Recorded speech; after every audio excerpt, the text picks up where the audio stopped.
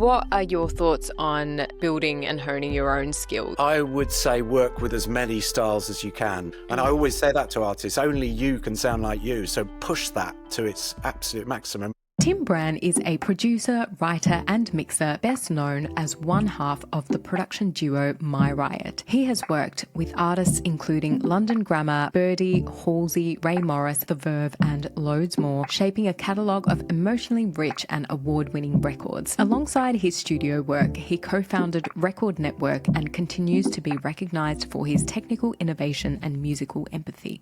Hello, Tim. It is so lovely to have you on our podcast. So thanks so much for spending this time with us. How is your morning going so far? My morning's good, thank you. Just preparing for this. So, getting ready to answer your wonderful questions. Amazing. We met at Gearfest, didn't we, in London? We did. When you had a stand there, and I came over with my daughter and she was very interested in what you're doing. And yeah. You had a little tour. That was lovely. It was actually so nice in Gearfest. It's not really our target audience, but we had quite a few chats with dads that were just, really keen to chat and like telling us about their daughters that are doing awesome things and stuff. So that was something that hadn't happened previously, and it was lovely. I had a great time. Right. Glad you did. So did I. Yeah, cool. That's good. So, I'm keen to get into our topic on developing a career as a producer and staying one long term, as you have. But before getting into that, I would love a little bit of a background for our listeners on where did things start in your career for you, and how did you get to where you are today in a little bit of a summary. Long story. Yeah. But I'll give you the edited version. No, I grew up on a small island called Guernsey in the Channel Islands, which is only about 65,000 people. Very lucky enough to grow up there. It's a very safe, nurturing place. And my parents were very musical. My mum was a music teacher, choir, and my dad did all the shows with her. And I ended up learning piano, violin. So I was classically trained, which I think is a good thing to have back in the back of your brain, whatever you're doing. Musically. When I was about 13, 14, kind of discovered the guitar, formed a band, as you do. Had done all the grades with the classical thing, so I kind of knew all that in the background, but then started to get into indie music and The Clash and Gary Newman and things like that. So there was immediately that synth and real and analog crossover in the music I was listening to. Synth, Human League, things like that started to come out when I was a teenager, and it was like, this is a really interesting blend between the worlds here. Although I was just into guitar music as well, what always piqued my ear was listening to unexpected sounds on records and things that weren't expected in those, like Gary Newman, especially mixing synths with live drums and live bass and live guitar. So that was, and then I ran my own studio there. I was lucky enough to have access to an underground complex, which I initially started, I guess, to record the bands I was in. Because I always had that technical kind of, I always wanted to learn how to record, and I had basic, cassette 4 tracks and stuff like that. Yeah. But I pushed them to their max and then moved into the studio, ended up realizing other people wanted to pay me to record them, which was great. So awesome. And recorded them, and people paid me to do it. So I was doing everything from voiceovers for TV to punk bands, and it was literally right across the board, and my own band in the meantime as well. Met a producer from London who was recording on the island at the time. He kind of saw, I guess, the potential in me, and that I was keen. I had the right vibe for being in a studio. Very kind of him to offer me. He said, look, if you ever come to London, as he left, he said, if you ever come to London, look me up and I'll try and set you up some meetings in a studio or something. So I came to London 6 months later maybe, and he said he'd set me up a week of interviews, which was very kind of him. Wow. First interview I went to was on the Friday, and it was Island Records. They were based in Hammersmith at the time. And the studio manager, Trevor Wyatt, said, do you want to start on Monday? And I was like, yep. Oh my goodness. Didn't live in London. Had nowhere to live.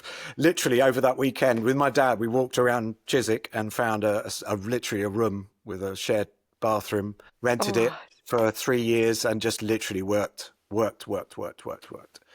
It was in the studio every day, every week or every few days. The studio manager would say, right, we've got this artist coming in, signed to Island, obviously. It was their in-house studios. So I was working with established and newly signed. So it was a good combination, doing loads of hip hop, doing loads of indie music, all sorts, everything. everything. So it was a continuation of what I did in Guernsey, which was great. It wasn't just one genre, it was everything.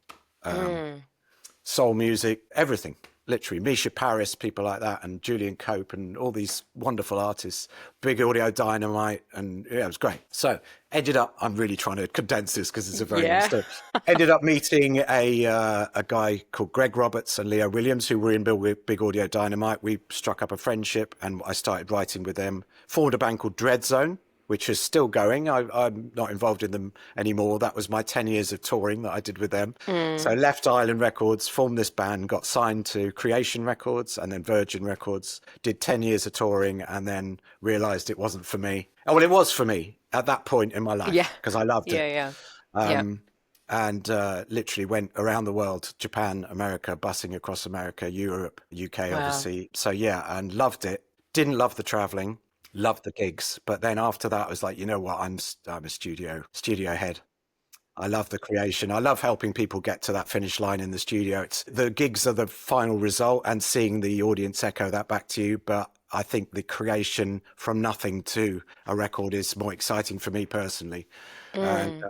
And that's what I've been doing ever since, really. There's a lot of other stories in there, but I'm sure that's a condensed version. We'd have to have more than an hour to do that. I would say so. I would say so. And like one thing that's kind of different in that story than the ones that I typically get is the fact that that person kind of very kindly set up all those interviews and then you got the first one just worked out as well. Like it's often been the other way of like people, knocking on so many doors and then, eventually one has worked out. But I guess there's always that back work that's put behind it, whether in your case it was actually building up your own studio and building up that portfolio and all that stuff which brought that to you. So yeah, and I try and do the same in where I am today, and I try and spot those talents that are in there and try and give them a ladder as well however I can. It's hard, obviously of course, but I try and help wherever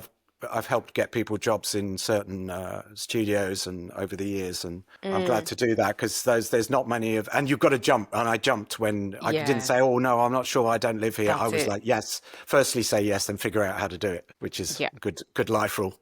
Yeah, for sure. So can you tell me a random fact about yourself that perhaps not many people know in the industry about you, Tim? Yeah, there's something I do keep quiet. I'm a member of the Magic Circle. Oh my goodness, tell me more. So it's been a kind of parallel career of mine, and I think I've been too busy with music lately to do a lot, but for the last 15 years I've been a member of the Magic Circle. I think it's 15, maybe more.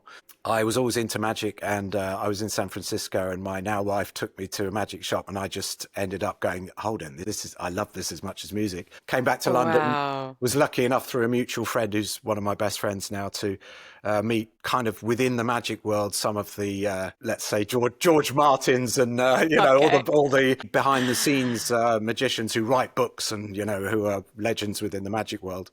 And got to know them, and they're my closest friends now. So, and I used to do loads of gigs, and I still do them now and again. And if we're in the studio or in a bar after the studio, maybe I'll do a little bit of magic. But I think there's a lot of similar paths within that world, and a lot of psychology that comes with it. I tend to use in the studio, actually, not in a trickery way, but in a what is this person thinking now?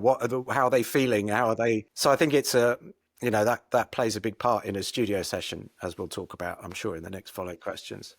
So there you go. I'm a magician. Yeah, Audio fascinating. Magician in multiple ways. Yeah. Yeah, when you mention that, and I look at you, and I'm like, I can kind of see it. Maybe that's what it is. Yeah, cool. So coming to our topic on creating a career and a lasting career in production. So starting at the beginning, if someone is wanting to create a career in music production, like what are your thoughts on education? Like, do you think it's important to get tertiary education, college, degree, all that stuff, or whether that's less necessary? I don't know. I don't think it's necessary. I think they're great ways of going in deep into the business and the industry and the technical side of things. And obviously you'll meet a lot of peers who, I was talking to a friend the other day I was writing with, and he said at those schools he's met lifelong friends who is still his best friends today. So from that point of view, and deep technical dives, experience in a studio, which would be hard to get otherwise these days when there's not many around. But I think alongside that and parallel to that, and maybe way before that, what I personally I was my own educator. I was deep diving into technical and trying things out. I was with that producer I was talking about. I'd just go and sit and watch what he did in the studio and soak it up, and then go back to my own studio and try out those techniques with artists or on my own music.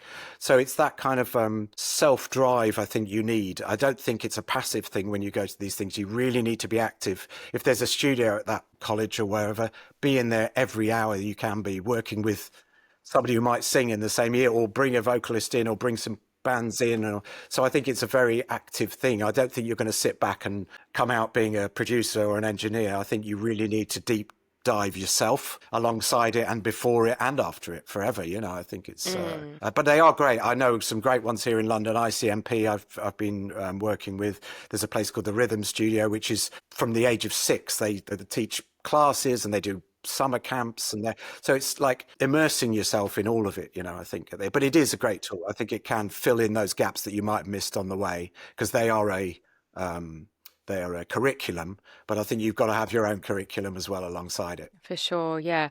That's a really good point, and a few people do mention the community and the friendships, the network that you build with that, and you're all kind of growing at the same time, and that's really useful. Yep. And yeah, as far as the self-drive, it's, someone was telling me about a very expensive production course, and I won't name which one, but they were kind of saying that with that, even in a course where they've paid so much money, that people just wouldn't show up to class. And I'm like, what is going on? Like, how can you kind of expect to create a career from it? But so yeah, what you get is, I guess, what you put in. Yeah, what you put, exactly. Yeah. Okay. So you think it's not essential. It's more that kind of personal drive, but it is useful. And you won't necessarily come out with a job at the end of it. Obviously, they never promise that, but you're not going to come out being, right, now I'm a producer or an engineer.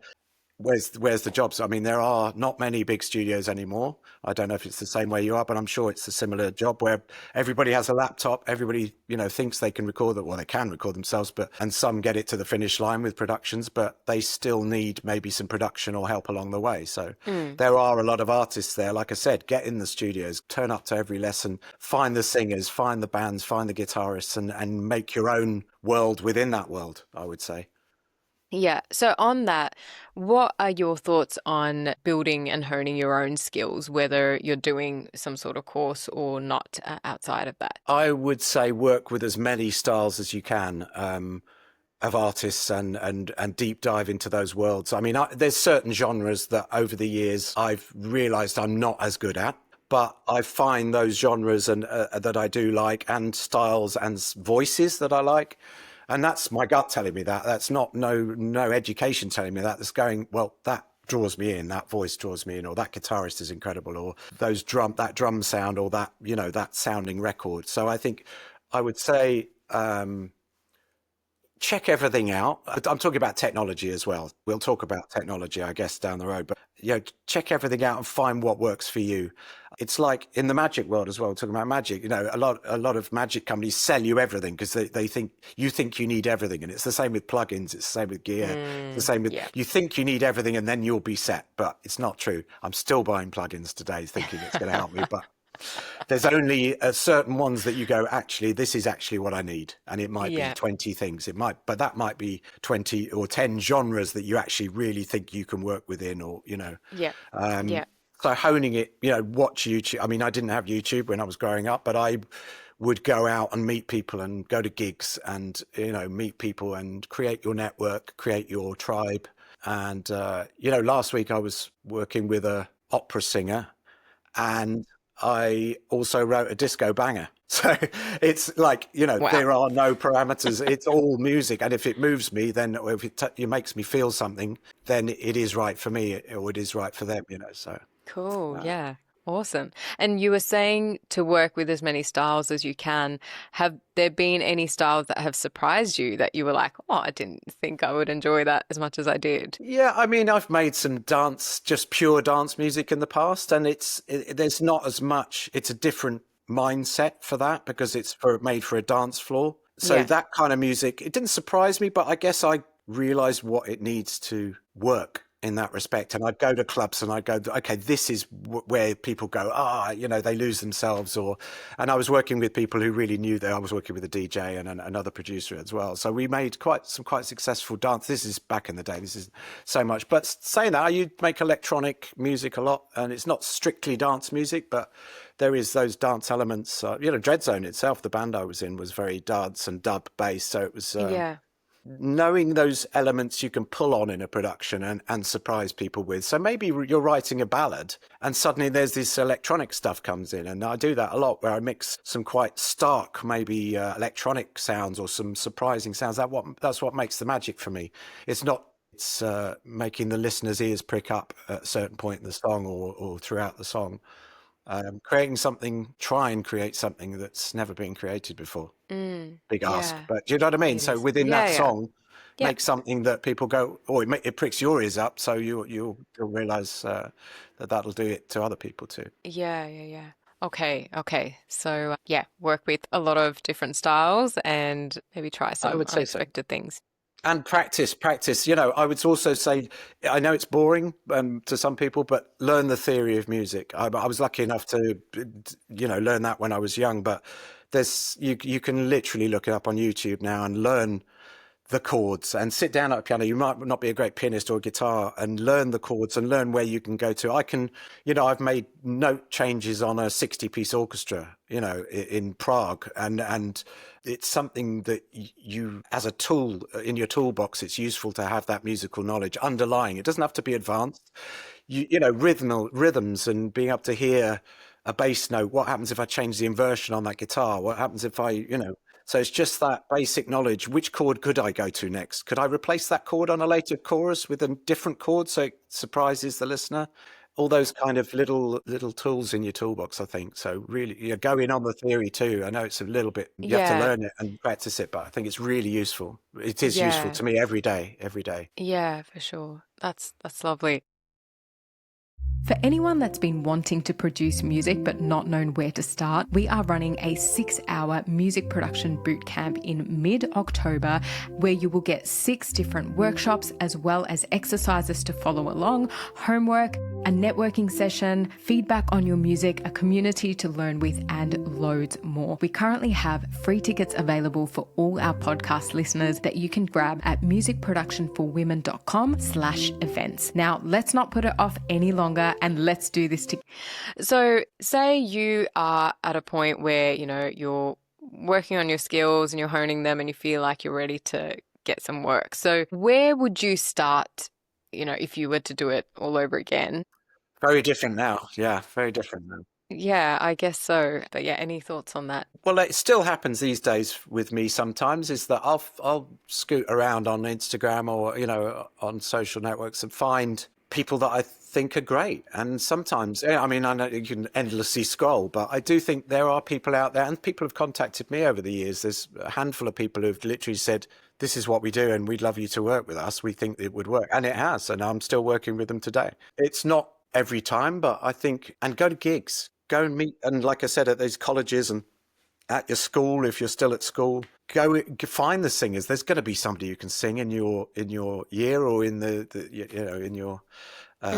your peer group. I think find those artists or bands and offer to record. They need you as much as you need them.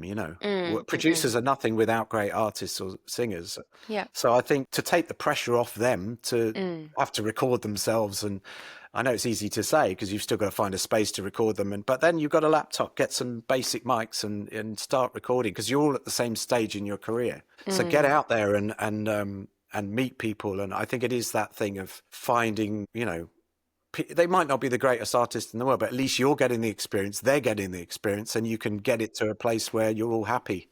Hopefully, and you learn those skills. It's flight hours, I've Yeah, had yeah. many flight hours now, and I know all those rabbit holes that you can go down in a studio. Yeah, yeah, yeah. Saying that, it still changes. It's still, there's still new scenarios that present themselves, but you've got to navigate those. And if something's not working in the studio, why carry on? Go for lunch. Go for a walk with the band. Let's go and do something else and listen to it again and go, oh, actually, that was good, or that was, so get some perspective. Yeah, yeah, yeah. Yeah, it's a tricky one these days because there's not as many big studios, like I say, but there are, Abbey Road still has a course here. Obviously, this is only in London, but there are studios who run courses that educate you to a certain point that you can get a chance if you are stand out to get a job somewhere. But it's I think you've got to make your own path and meet as many people as, like I say, go to gigs. If you think somebody's great, walk up, have a chat to them after at the bar and say, look, I think you're great. If you ever recorded, and can I help you in any way? Or I think real world connections. Yeah, yeah, for sure, for sure. So you mentioned whether, if you're doing a course or something and there are other people that need to be recorded, you can offer your skills and that kind of thing in the getting experience and the flight hours. So how would you then transition that to like paid work? Do you have any thoughts or advice on that? Yeah, I mean, again, I know I was speaking to somebody recently who's a fantastic producer, and he's not as experienced as me. He's a lot younger, but he's at that point now where people are starting to pay him, and he's adjusting budgets for what the artist can do. So he's working with some very talented artists and saying, well, you're my best friend, so I can charge you less than I would everybody else, but we'll still gain out of this. We'll still get a record out. And then some other people who are maybe a little bit bigger, you've got to work to people. I still work to people's budgets. Whatever I'm doing. Yeah. Obviously, an indie artist won't have as much, budget as a big signed art or bigger signed artist. So it varies. I would work to what you can, offer your services. It's the same carrying on from what I've said. Meet those people and say, look, do you want to do an EP?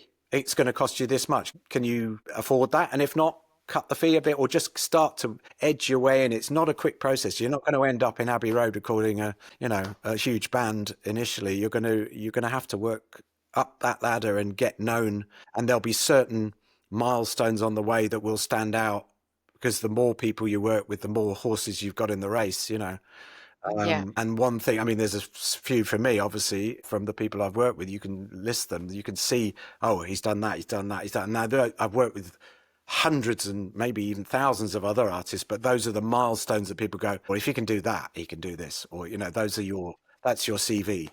Yeah, yeah, yeah. It's not about necessarily having hits. It's about making great recordings and great productions. Yeah, yeah. Awesome. So you were talking about styles before, and you have worked with very different artists. Some examples are London Grammar, Birdy, Yep. Halsey, The Verb, etc. How have you managed to maintain your own creative identity and style while adapting to these different artist visions? And do you have any advice for other producers trying to do the same as well? Yeah, I would say the key word in that is adapting, because, like I said earlier, I'm not the type of producer who I have a vision, but if that doesn't match with the artist's vision, I would always bow down to the artist's vision. And if they have a vision, then that's fantastic. If I don't, I will try and enable their vision. And if they don't have a vision, yeah, like I say, I'll try and get them there. I want to be kind of like a magnifying glass for what they are. I Yeah. want to, if they're a band, they can go in a room and play and we can record them, but that's just recording them. I want to go, well, what can we add to this? What can we overdub? That's like the magnifying glass bit, but I also kind of want to be a telescope as well. I want to be able to go, right, we want to go there. We want to get to that kind of sound. Play me loads of references.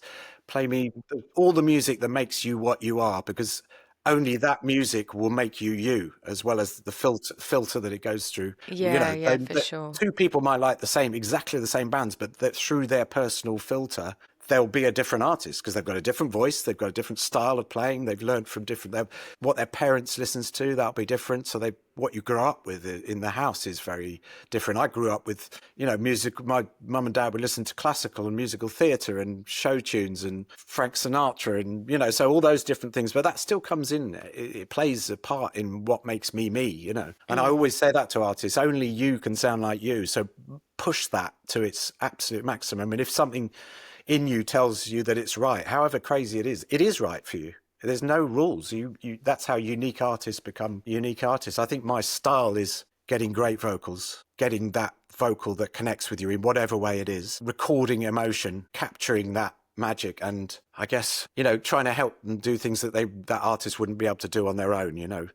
Recording yourself doing a vocal, and it's just not. How can you get perspective on that? I mean, a lot of people do it, but I think even just having somebody else in the room to be able to, oh, that was good. That mistake you did there was great. I was in the studio yesterday I played something on the keyboard and I would have carried on, but the guy I was right with was like, what was that? I was like, what, you did this? And then it worked for a beautiful part of the track. So having perspective, whether it's somebody just sitting there, it doesn't have to be another talented producer or artist, just having somebody going, oh, what was that? What you played there, that was interesting. That made my ears prick up.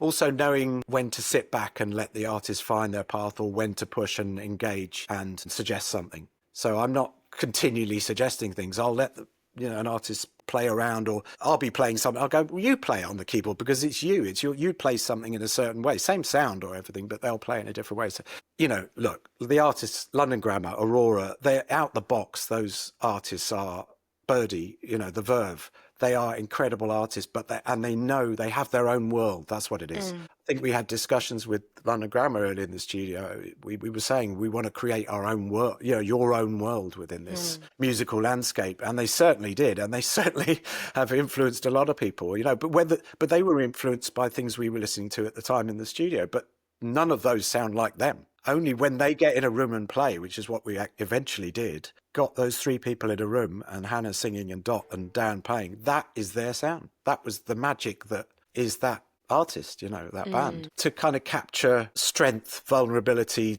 all those things is a kind of, you've got to be, your radar's always got to be on for those moments, and whether there's something in the first take of a vocal or the last take, use those magical, it's capturing the gold. I often say that with vocals and anything, it's getting the gold and condensing that all into something that sounds amazing. For sure. Yeah. So if you are then talking about building that career and thinking about who you may need on your team, or perhaps you don't need a team, what would you say about that, and who is perhaps essential to have, and maybe at what stage would you look for them? Yeah, that's a really good question. I think, like I said, even just having somebody in the studio who's listening, or, there's a collaborator that has good ears and does notice those things, is essential. But if I'm in a bigger studio and I have an engineer and a runner and, a studio manager, I think everybody's important. I think equally important. I gave this example, I think, in a talk I did recently. I said, there's been an example where the runner said, oh, this sounds like a so-and-so band, and the band don't like that band. That could completely ruin a session, because even one person's comment, positive or negative, they thought it was positive, but actually that could completely change the course of a production or a recording session. So I think everybody is equally important. I think for each scenario, you've got to have your radar on what is the right environment for this recording. If you're recording a piano ballad, you don't want to be in some studio that's got strip lights and and a piano that doesn't sound that great, and it's the wrong vibe. You've got to create those vibes. I remember I did a Block Party album, the band Block Party, and they already had their artwork for the album, which is not that common, but they already had it, and they were going, oh, this is great. So I brought a projector into the studio and I projected the artwork onto them while we were recording. So it was moving along with movies and stuff. And so it's, I created the moment, and I think everybody in that room has to be right. I think everybody, like I say, from the engineer, I have various players I call on to be, and they wouldn't work for certain projects. And so I think you have to really curate that. Whether it's one other person, like I work with Roy Kerr as My Riot. We produced London Grammar together. We produced Birdy together. We work together regularly. And he's somebody that we do cross over in the middle, because he does play but he does things that I would never do. He makes sounds that I would never make. And it's like, if you don't feel you can do that, then find somebody who can, because then that will be bigger than the sum of the two of you, I think, or three of you, or whatever it is. Yeah. again, on writing sessions, I've done writing sessions this week, and there was three of us in the room, and it was a perfect blend. It was the artist and myself and another writer, and it was the perfect blend of, one of the other writer was playing piano. I could have played the piano, but he was feeling it. Then the artist would play some piano and change some chords, and when it works so well, it's such a kind of finely tuned machine. We did so much in a day yesterday that we pretty much finished the song. Awesome. Because it was effortless, because everybody knew they weren't specific roles, but because they did overlap, we were all doing things that each other could do. But if somebody felt they could play something or on a synth or a guitar or whatever, or drums, or it worked really well. So I think you'll know in your gut when you meet somebody, or there's somebody you just have the same loves as a producer. I'm talking from, maybe mainly now. You have the same loves, but you go, well, what was that sound you made? I would never make that sound on a record. And again, those are those things that make your ears pick up. And I've learned off Roy, and he's, I guess, learned off me. You'd have to ask him. But no, because I'm classically trained and he wasn't. He's come from a DJ, remixer. He did some early mashup records, which did very well. So he's come from a different angle, but we meet and we have different guiding, lightning rods that make our ears pick up. And that works really well with the bands that we've worked with. Yeah, amazing. And it's great to hear about how these partnerships came about and from a creative perspective, whether it's working with Roy or even, like you said, the influence of anyone in that studio room is really interesting to hear about. But also thinking about your team as far as maybe a manager or a lawyer or something like that, like from that perspective, who do you feel you need to have or should look for, or should you wait for them to look for you? Yeah, absolutely. I mean, my manager, I would not be where I am without my manager, Jill Hollywood, who's incredible. We met so just to backtrack a little bit, me and Roy got put together. We were managed by Big Life, which was a management company. Jill was working as the producer manager at Big Life. So that's how we all kind of met.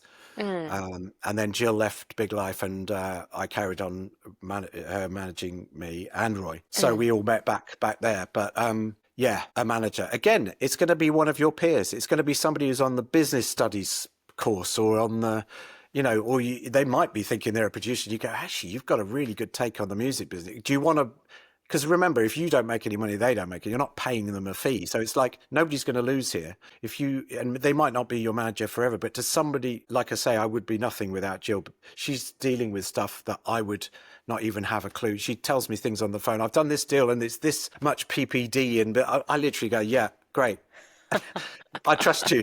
Just, I know a basic knowledge of it all, but she's dealing with a part of my brain that I don't use. 90% of my brain is the creative side. So I'm dealing with all that. And time-wise, I wouldn't have time to deal with that. She's doing contracts. She's doing, talking to future projects. She's realizing that there's an album coming up with this artist. She's going to meetings. She's doing all this other thing that I literally wouldn't have time or the knowledge to know how to do. So finding somebody who can do that for me is vital right now. And I think probably early on is vital, because those people will travel in different circles that you travel as a creative. They'll go and talk to other managers or other maybe record companies, independent record companies, or people setting up record companies. Those alliances they have within those worlds are vital, I think, to getting you work. And although what I've done in the past brings me work, Jill also pulls things in that I would never have got without her, because she's in these circles that I never travel in and knows a lot of people, A&R people and other managers, and, throws things at me. It's always a good one when she goes, got an interesting one for you. And I'm like, okay, what is it? It's always a nice call to get, Yeah. Okay. What was the other thing you said? You said manager Lawyer. and lawyer. Yeah, I mean, I think without a manager, you're not going to need a lawyer. I think you need those lawyers are great for artists because they can help. They travel in those worlds, and they're almost like a temporary manager within those worlds, and they talk to all those people. So as an artist, certainly get yourself a lawyer, or go and meet a few and find somebody you resonate with. I think a manager will hopefully help you find a lawyer, and therefore, or they'll have access to you deal with all that kind of thing. Okay. That's good to hear. And yeah, just the fact that finding someone that believes in you and perhaps they're at the same or similar time in their career so that you can I grow would say together. so. Absolutely. I think that's, and like if you're on a course or at a school, there will be those people you go, you might not think you're in music, but it's all the same applications. It's networks and it's meeting people and it's doing contracts and it's, and if they're the right kind of person as well, because they are representing you in the world. I trust Jill to the max with that. I know that she could go into any meeting with or without me and it would be she'd also say things I couldn't say about myself. Tim is great, he can do this. I wouldn't say that myself, but it is good having that extra part of your brain that fills in the gaps. Like I said, with getting your team, it's like getting those things you can't do, getting the right people for that. And it definitely helps. Awesome. So coming to technology, and you have been involved in more old school studio setups and more modern workflows, and obviously technology is changing so quickly. How do you decide which tools are worth investing in, and how do you stay current without getting overwhelmed with all of the choices? Or spending all your money. And that. Yeah, I mean, first thing for me, if I was starting from nothing, is I would get a great microphone or microphones. And it doesn't have to be expensive. I saw online the other day that Billie Eilish recorded Ocean Eyes with an $80 mic. And I think they used it for quite a few of those other early things as well. And so it's not necessarily about an expensive microphone. It's just getting something that will help you be able to record stuff well, do some research and hear some examples online and ask around and maybe something to be able to record a guitar or a piano, some not condenser mics with dynamic mics or, just have a few tools. That's the hardware stuff. I mean, I maybe have a compressor or something, but I think the plugins can do everything for you now. I personally have spent tens of £1,000s on plugins, but on a session, I'll end up using 10. And those are the ones I've ended up, with a list. I could do you a list maybe of things that I thought were vital. I could send that over to you and like even examples of plugins that some of them are free. A lot of them are free that I use. And it's not necessarily, spending thousands of pounds. It's about getting things that do the right things for you. A good EQ, a good compressor, a good guitar EQ, a good mastering plugin, a good, not mastering, but like a mix bus plugin. But it's not having, and maybe a few of those esoteric, strange plugins that do crazy stuff, but not everyone. You're not going to, I buy them and I go, I've never used this, I'm guilty of it too. You've got to check stuff out, the demo stuff, and there's a lot of free. UAD do a lot of free plugins. They're giving the LA2A away for free at the moment. Oh, wow. So it's like, so stay on those mailing lists, and a lot of those companies do give stuff away, and just gather, like I say, good compressor, good EQ, some great reverbs. Valhalla is my Valhalla. I go there often. Things like that. It's not, they're $50. It's not like you have to spend thousands. And obviously, within Logic and Pro Tools, there are very good plugins as well. So try and capture the goodness before you treat it. Don't think that a plugin or a piece of hardware is going to sort it out for you. When I record a vocal, I don't put anything on it when I'm recording. Maybe a bit of reverb for their monitors, but I don't compress it. I don't EQ it. I capture it because I've got a lovely mic and it's not vastly expensive. And then I treat it and then I go, now what does it need? But I don't try and fix stuff on the way in. If it's not right when it's going in, there's no hardware or plugin that's going to sort it out. So it's having those key elements, a few weird synths, a quirky piano. I have lots of things in my studio that an artist, I've got weird thumb pianos and little electro. I've got a theremin. I've got all these things that an artist might pick up. The thumb piano, Aurora picked up, and it ended up being All Is Soft Inside, which we wrote together. She was the only person that ever played a tune on it, and it was the song started the song. So it's like those magical moments of just have lots of toys around and shakers and all sorts, just as many little cheap weird things that you can get, and those can make they can start a tune off. Okay, so you mentioned there's lots of free plugins there as well. Do you have a top 3, Tim? Well, like I say, UAD give away plugins quite regularly, which is fantastic. Definitely go and check them out. I would say there's sonically, not necessarily their instruments, go and check out Labs by Spitfire Audio. There is probably 50, 100 free instruments, some great pianos, great drums, great weird synths, great music boxes. I mean, and also I would say it's a website. It's called pianobook.co.uk, which is a free site. So it was initially set up so that people could sample their own pianos into Contact Player. Contact Player is free from Native Instruments. So if you get Contact Player, go to Piano Book, you join up for free. Initially, it was just pianos. So there's loads and loads of piano, people sampling their own pianos or their mum's piano or their school piano. But now there's every instrument. There's trumpets, there's everything you can imagine. Wow. Ukuleles. Oh, it's crazy. It's crazy. That's a good Okay. hidden gem, that. So don't That is. necessarily go to the expensive sample sites. I've used strings from that. I've used cellos. There's a great free cello on there that I used, and people think it's a real cello. So go and check that out. Piano Book, Labs. Spitfire, Labs, and UAD. UAD. I would say top three spring to mind. I would say there are others, but yeah. That's awesome. Yeah, cool. I know what I'm doing after Yeah, this. yeah, exactly. Tip. Have fun. Yeah. That's cool. That's cool. So, if someone were listening that wanted to build a long-term career in production, Tim, what would be 3 pieces of advice you'd give? I would say collaborate, like we've said, because you can't do it all on your own. Collaborate. If you need to collaborate. So that means meeting people. That means getting people in the studio. That means maybe sending a project to a mate who's good at something, or get the players in. If you can't play guitar great on a tune, then get somebody in who can.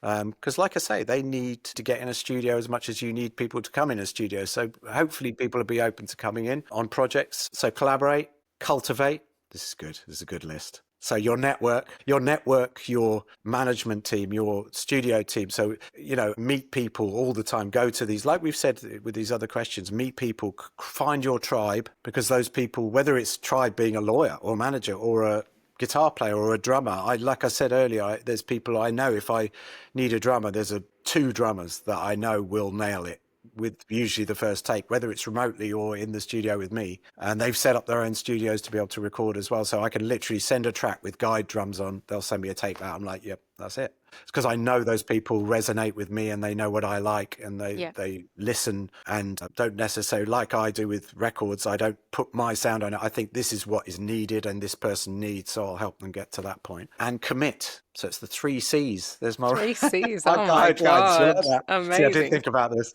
Collaborate, cultivate, commit to everything about your career. Work hard. You're not going to get this by sitting back and just going, yeah, I'm a producer now, I can do this. Listen to my, you really have to work hard. And I work so hard.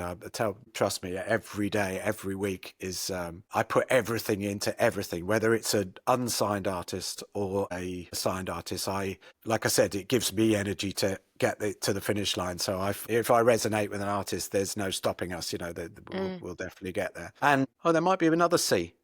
That's 4 though, but I'll include it in commit.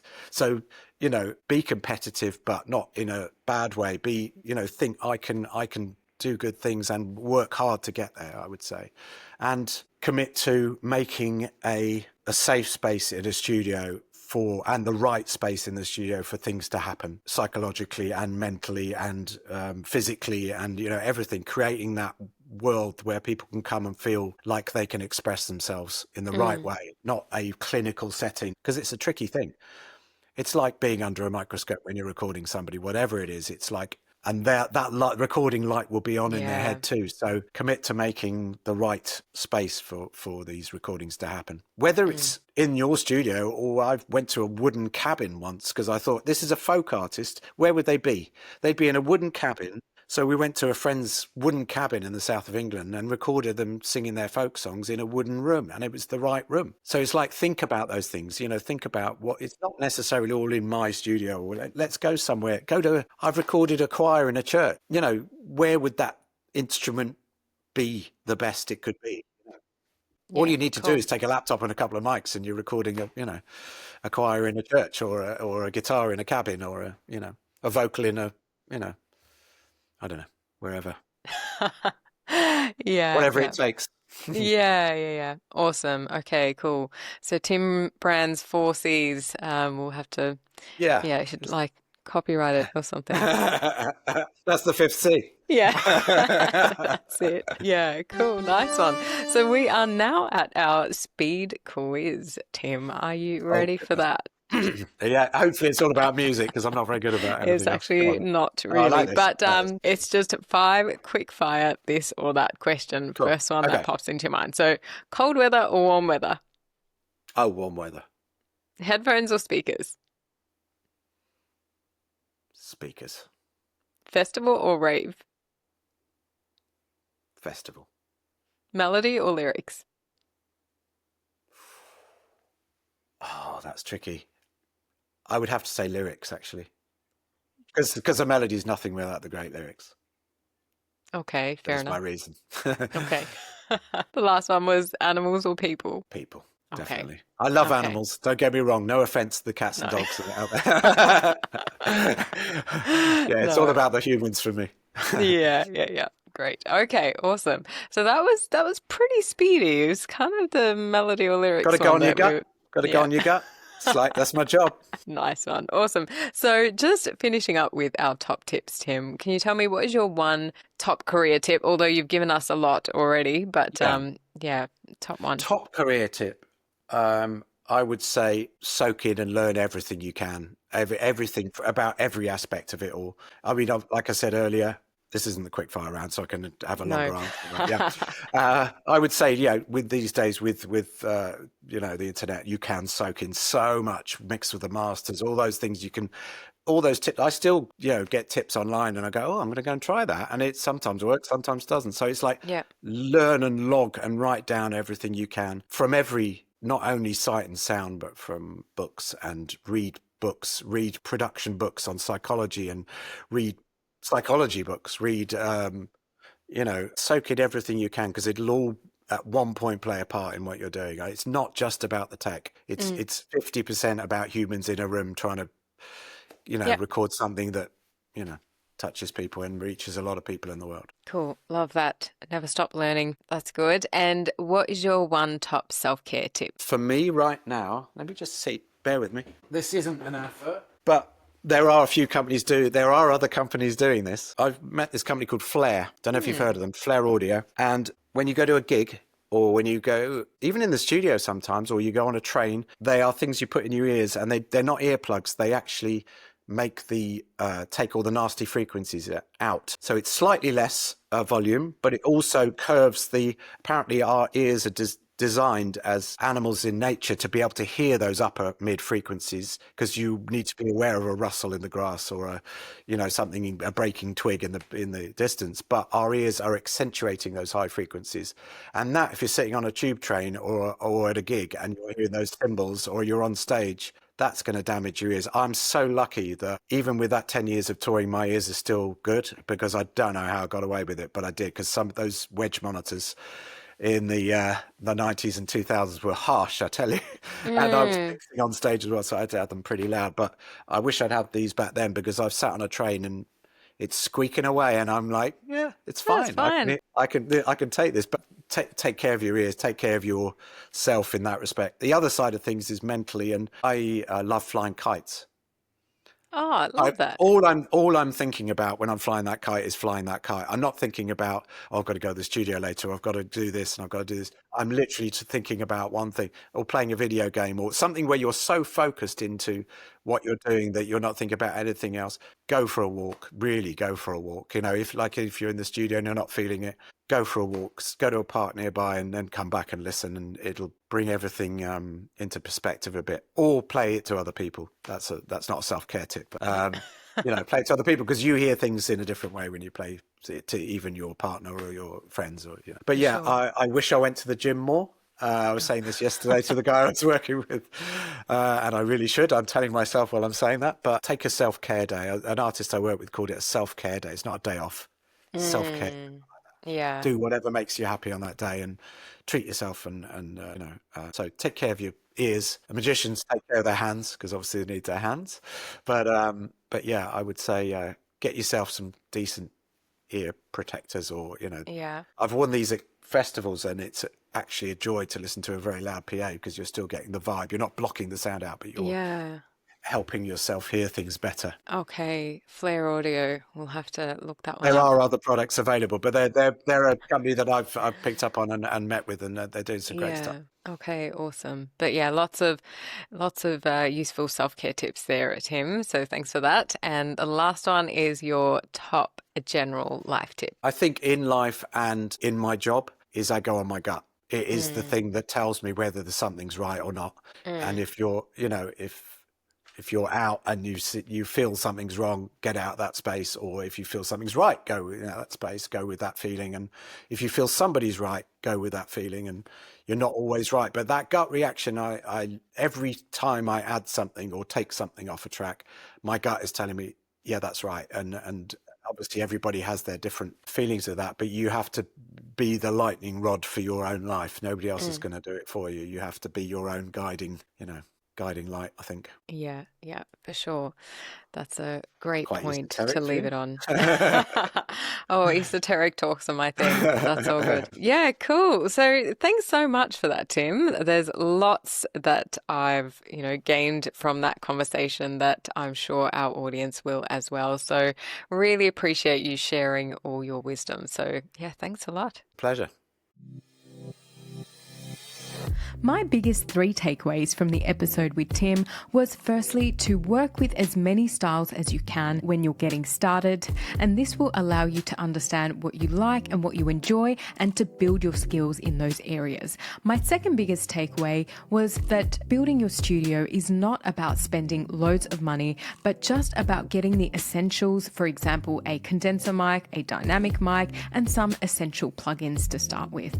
My last takeaway was that some great places to start with getting nice sounds for free is firstly Labs by Spitfire Audio and also pianobook.co.uk. That's it from us this week. I hope you enjoyed the episode and we look forward to seeing you again in 2 weeks.